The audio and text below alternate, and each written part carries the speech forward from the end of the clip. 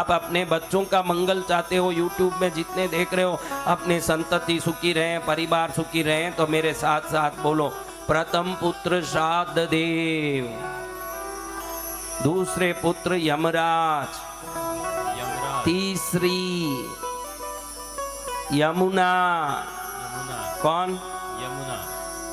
कौन?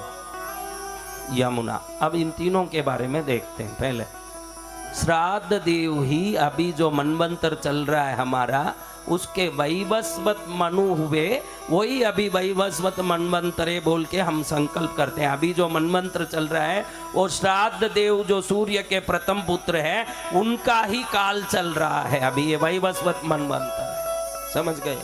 दूसरे पुत्र दक्षिण दिशा के दिक्पाल होके नरक के अधिष्ठायक अधिपति हो गए, जो यमराज हैं। धर्म अधर्म का विचार करके जीवों को दंड देना और नरक में डालना, ये सब काम दूसरे पुत्र।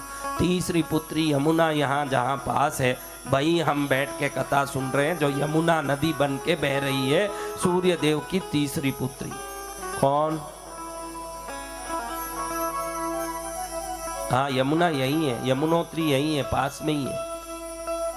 तो हम वहीं बैठ के सुन रहे हैं, वो भी माँ प्रसन्न होती होगी, मेरी कथा बोल रहे हैं, पुण्य बढ़ रहा है अपना, बड़ा पुण्य हो रहा है। अभी चौथे पुत्र है श्रुतस्रवस। कौन है? वो सर्वाणी नाम के मनवंतर के मनु बनेंगे, वो एक। पांचवे श्रुतकर्मा। कौन? ये कौन है? श्रुतकर्मा शनि देव। ये कौन है? ये श्रुतकर्मा ही ग्रहों में एक बन के शनि देव बन गए। देखो, ये ले जाए बगैर छोड़े नहीं। हाँ, जाओ जाओ, इनके पीछे आई हो, इनको पकड़ा जीवन में, तो अब अंत तक उनको ही पकड़ना। क्या करना?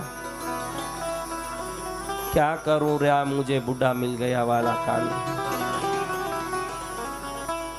वो लेके ही जाएगा। लाता तो है बेचारा, लाता तो है, थोड़ी देर बैठता है, फिर चलो अच्छा है, देखो जा रही है। अभी पांचवे पुत्र हुए श्रुतकर्मा, जो शनि बन के ग्रहों में एक बने। सूर्य देव के दो पुत्रों भी न्यायवान, एक यमराज जो न्याय के हिसाब से दंड दें, एक शनि जो न्याय देख के दंड दें। ये सूर्य की शक्ति, जो न्यायवान पुत्र उनको उत्पन्न हुए हैं। ऐसे सूर्य देव की ताली बजा के जयकारा करें, बोलो सूर्य देव की जय हो। छठी हुई तपती। कौन? तपती भी बोलते हैं, तपती भी बोलते हैं, जो विंध्याचल से नदी बन के बह रही है। विंध्य पर्वतों से नदी बन के बहने वाली तपती, यह सूर्य देव की छठी पुत्री है। ये इसलिए सुना रहा हूँ, सूर्य पुराण कह रहा है कि इन नवों का नाम जो सुन लेते हैं जीवन में, क्योंकि कोई जानते नहीं है, श्राद्ध देव, यम, यमुना, श्रुतस्रवस, श्रुतकर्मा, तप्ती, दो अश्विनी कुमारों और रैवत कुमार, इनका नाम कोई जानते नहीं। और जो जान लेंगे नवों का, आपके भी 9 पुत्र हो जाएं तो भी 9 की सुरक्षा होगी, ये सुनने मात्र। उन बच्चों को कोई दुख नहीं आएगा, ऐसा सूर्य पुराण कह रहा है। ये जो संतति का नाम सुन ले, उनको कभी परेशानी नहीं आती। तो हुए शनिदेव, फिर तप्ती बनी विंध्य पर्वतों से नदी, फिर हुए अश्विनी कुमार 2, 7वें और 8वें नंबर में। ये पहली पत्नी को हुए, ये दोनों देवताओं के वैद्य हुए। कोई भी देवों को तकलीफ आए तो उस तकलीफ का इलाज और मार्गदर्शन यही दोनों करते। और 9 में जो रैवत हुए, ये रैवत मनु बन के रैवत मनवंतर के अधिपति हो गए हैं। ये रैवत, ऐसे 9 पुत्र पुत्रियां सूर्य देव को हुई। ऐसे सूर्य देव की गर्मी बहुत होते देख विश्वकर्मा ने कहा कि मेरी बेटी भी घबरा रही है और परिवार में भी क्लेश होता है, तो अपनी गर्मी थोड़ा शांत कर लीजिए, अपनी गर्मी थोड़ा शांत कर लीजिए। तो सूर्य देव के सामने ब्रह्मा प्रकट होते हैं। ब्रह्मा कहते हैं, सूर्य देव, 14 लोग आपकी गर्मी से संतप्त हो रहा है, बड़े बड़े हरे वृक्ष जल के राख हो रहे हैं। आपसे हम ब्रह्मा विष्णु महेश निवेदन करते हैं कि जैसे विश्वकर्मा ने कहा है वैसे ही आप अपनी गर्मी को थोड़ा शांत कर लीजिए।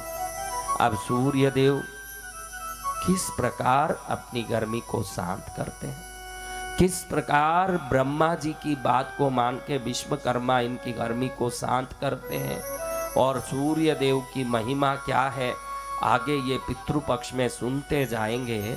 अपना भी जीवन पितृओं की कृपा से परिपूर्ण हो जाएगा।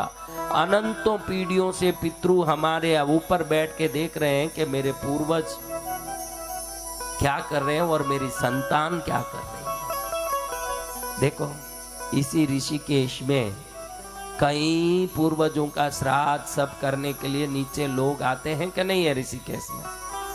वो उधर अपने पूर्वजों का श्राद्ध तर्पण करने आते हैं, तो वहीं इनके जेब कतरने भी कहीं चोर आते हैं कि नहीं।